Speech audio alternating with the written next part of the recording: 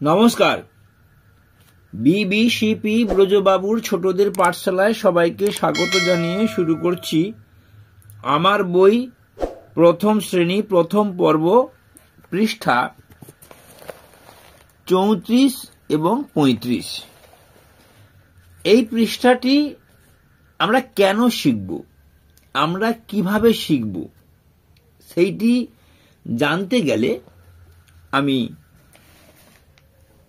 আমার বইয়ের সাথে সাথে প্রথম শ্রেণীর শরীর শিক্ষা কলা শিক্ষার এই যে 57 নম্বর কার্ডে যে ব্যাপারটা বলা আছে সেটা আলোচনা করব।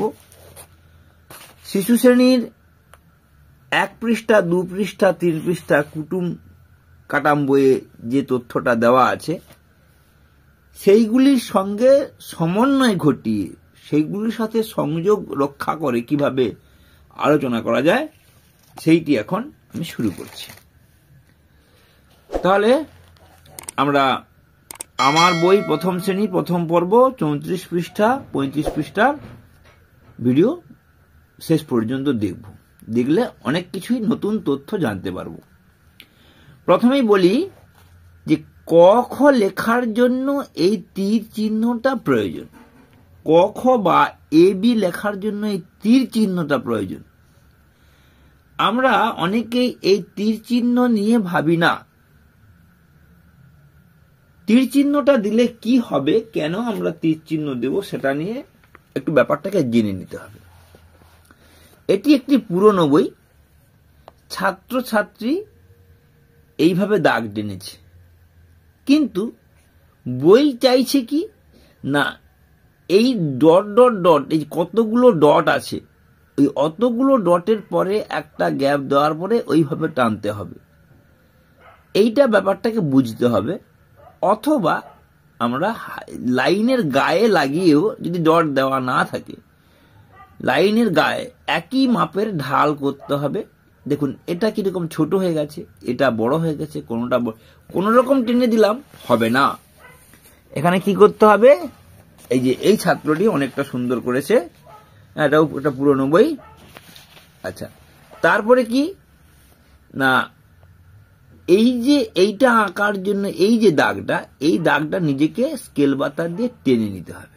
টেনে নেওয়ার পরে নিচের অংশটা একই রকম, ওপরের ঢালটা নিচের অংশটা টানার জন্য এই দিক থেকে টানলে হবে না, যেহেতু তীর চিহ্ন এই দিকে দেওয়া আছে ওপর থেকে নিচ পর্যন্ত টানতে হবে। তারপরে আবার এদিকে তুলে দেবো।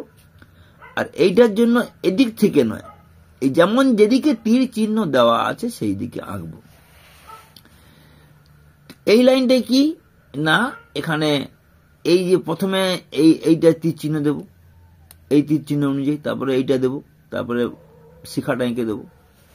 তারপরে কি আছে না এই যে দাগটা আছে এই দাগটা দেখতে হবে যেটা সোজা একই মাপের, এই যে দ্বীপগুলোর যে বাতিটা উঠেছে এটা একই মাপের, সেই একই মাপটা লক্ষ্য রাখতে হবে। কেন লক্ষ্য রাখবো সেটা আলোচনা করছি। তাহলে এখানে কি করেছে, কেউ ছোট করেছে, কোনোটাকে বড় করে দিয়েছে। তাহলে এইটাকে আমাদেরকে সঠিকভাবে মেনে চলতে হবে।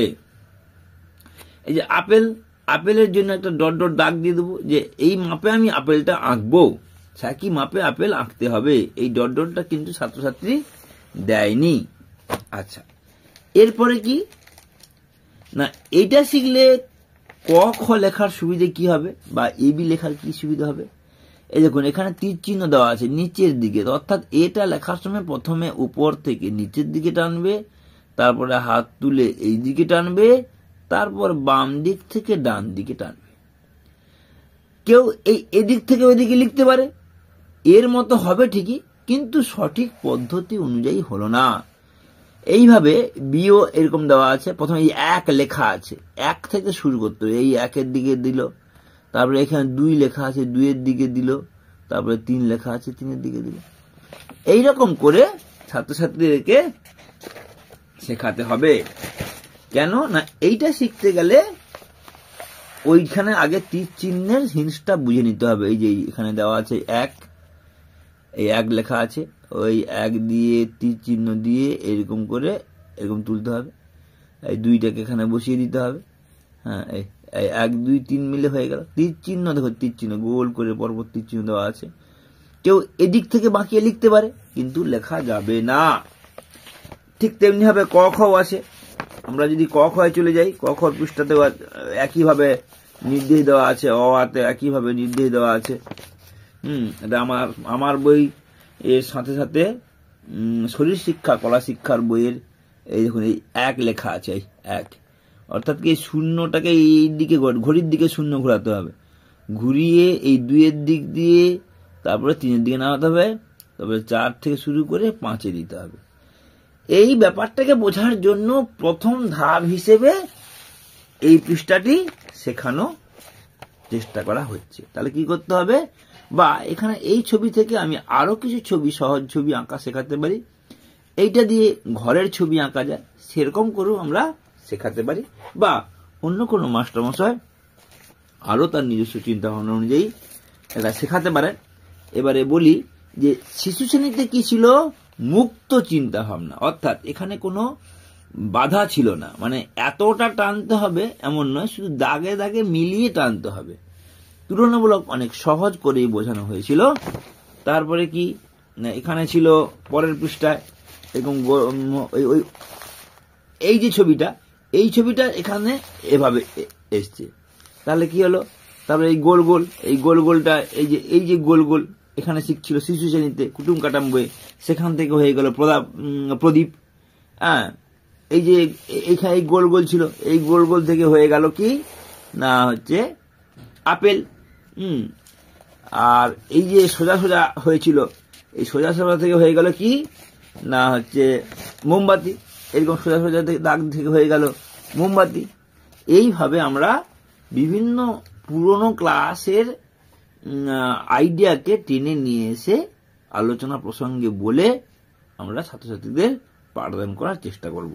এবং এই ছবিগুলোকে এই ফাঁকা জায়গায় আঁকতে হবে এবং প্রয়োজনে এই দাগগুলিকে পেন্সিল দিয়ে টেনে নিতে হবে।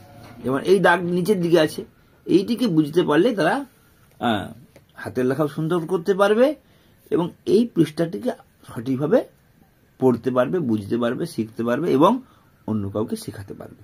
আজ আর বেশি কথা নয়, সবাই ভালো থাকবেন। নমস্কার, ধন্যবাদ।